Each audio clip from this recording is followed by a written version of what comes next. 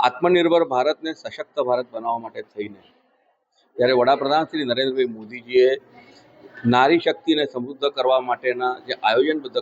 પગલાં લીધા છે તેના જ ભાગરૂપે રાજ્ય સરકાર દ્વારા પણ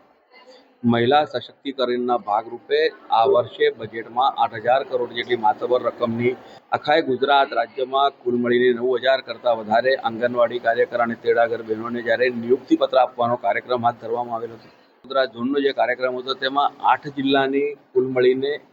1,800થી પણ વધારે બહેનોને જ્યારે આ નિમણૂક પત્ર એનાયત કરવાનો આ કાર્યક્રમ હાથ ધરવામાં આવેલો હતો. તેમાં વડોદરા મહાનગરપાલિકાના મેયર શ્રીમતી પિંકીબેન, જિલ્લા પંચાયતના પ્રમુખ શ્રી ગાયત્રીબા, તમામ ચૂંટાયેલા પ્રતિનિધિઓ અને ડીડીઓ શ્રીમતી મમતાજીના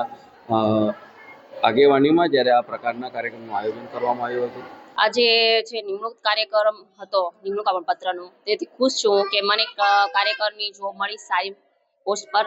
અને એક અહીંયા વ્યવસ્થા પણ સારી છે અને એક સરળતાથી અમને નિમણૂક પત્ર આપવામાં આવ્યો છે એટલે મને ખૂબ ખુશ છું અને બધાનો આ રાજ્ય સરકારનો ખૂબ ખૂબ આભાર પણ માનું છું.